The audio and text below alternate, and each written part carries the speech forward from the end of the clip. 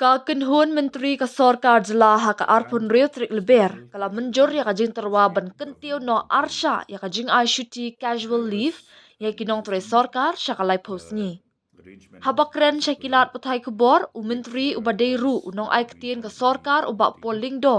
Ula ong bakala don lupa ka jing penbet bat ka circular ya ka balalap mentah bakalong ka balarim ha ka baya kisngi ya ki balasha ya ki nongtrei sorkar ban shim shuti ling ba ka special casual leave kalong tangkat san sngi ha ka shisnam. Nila shim ya ka rai mentah ka sngi ban kyntiew no sya ka arsha ya ka jing shuti kata live post sngi ula ong. Kabakam kongsan kalong halur ka jingdon kam ban ailat e ki nongtrei sorkar ki baya shimmenta ha ki jingelek kai bat ha ki athletic meet bat haba ki don ki bakum kini ki jinga kom ki jingelek kai ba pher ki don kam ru ya ka jinga shimbenta jo ki nongtrei sorkar ha ka ba an shimru ya ka te kapor ba ki nongtrei sorkar ki let ban pendap ya ka kamram ka jongki bat ya ka ba an am khen kum ki jing shim shuti ban rap u ba pol.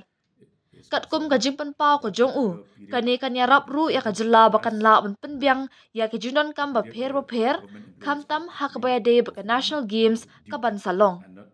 The grant of special casual leave to state government employees. There was an existing arrangement, a circular, which has now been found to be outdated, where the number of days allowed for government employees to avail of special casual leave was just 15 days in a year.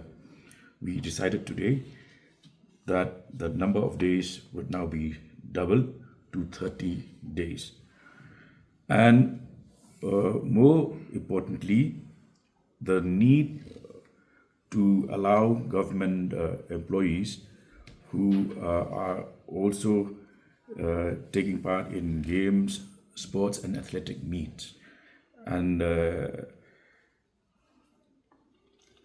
whenever such occasions where various sports and games requiring the participation of government employees is concerned, that particular period will be treated as a period where government employees are actually performing their duties and will not be counted as leave.